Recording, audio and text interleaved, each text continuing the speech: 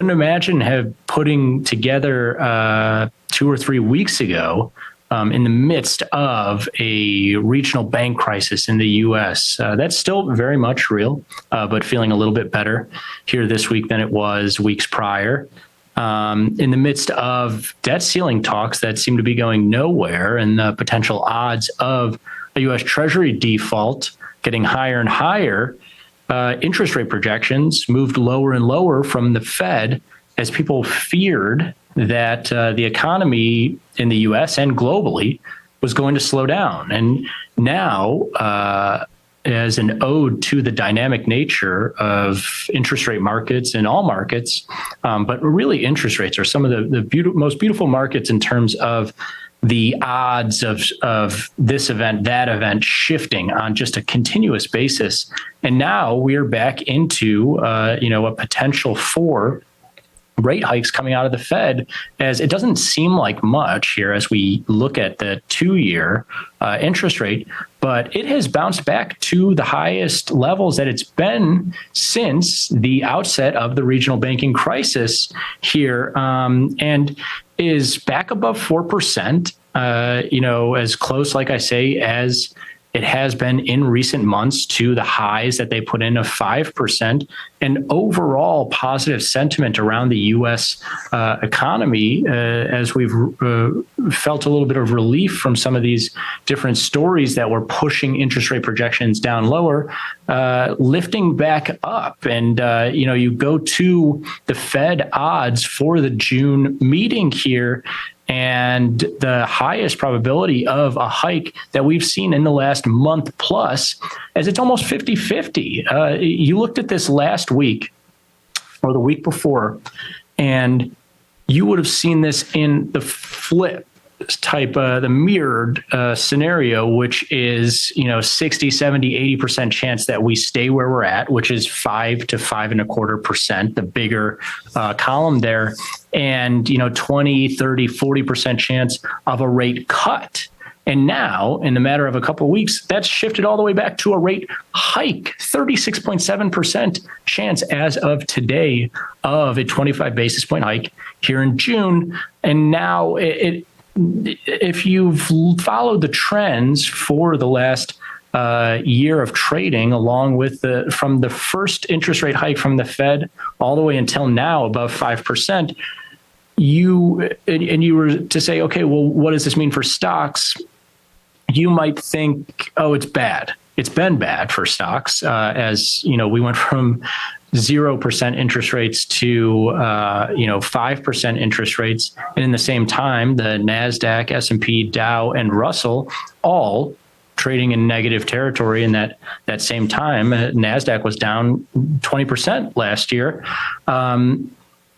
Hasn't been the case. The stock market has actually reacted to this quite positively, as rates and stocks are actually showing a positive correlation. We'll get to all the correlations here in a second, but and this is how things can be dynamic. If you ever read a textbook or you crunch some numbers around these different markets, the economy, and how it works, and you're like, okay, this is the information that I'm digesting, and it's the information I'm going to take to the grave with me, it's not going to work. What happened last week or last year or last decade, or in a textbook that was written in the 90s or the 80s or even 2020, it's helpful information, always good to have that context, but every single market is specific and nuanced.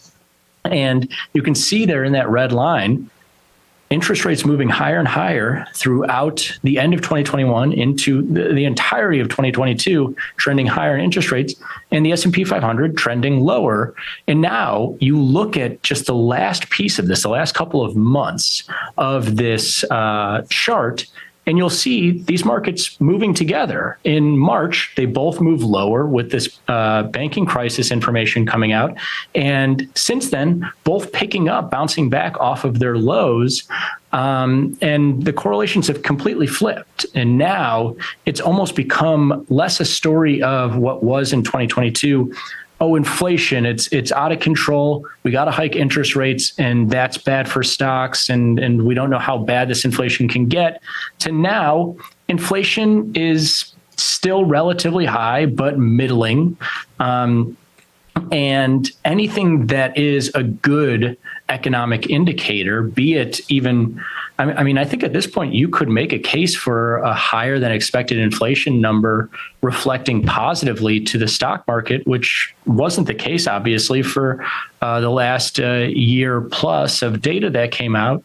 And it's because at this point, given the fears that have taken over stocks and bonds and every asset class the last couple of months, the regional banking crisis, the debt ceiling talks, the slowdown of economy across China and other major regions throughout the world, anything that's positive economic sentiment, inflation, employment, GDP, or otherwise, is viewed as, right now at least, being viewed as positive for both interest rates and stocks. And here are the current correlations, which wasn't the case for the height of inflation fears, which is, a positive 0.4 correlation with the S&P 500. I don't have it on here, but currently a positive correlation with the NASDAQ, and a starkly negative correlation with gold. And you'll remember at the height of inflation fears, interest rates were skyrocketing and gold was skyrocketing as well. Now, positive economic data translating to higher interest rates, higher stock prices, and lower gold. As gold, it's one of these chameleon type markets where it'll take the shade of any type of fear. And so when it was inflation, it could rally with interest rates. Now the fear isn't inflation. Now the fear is bank stock collapse. It'll rally with the bank stock collapse. And so now positive sentiment around stocks, positive for interest rates, positive for crude oil, for the stock market at large, but negative for utility stocks and their silver, gold.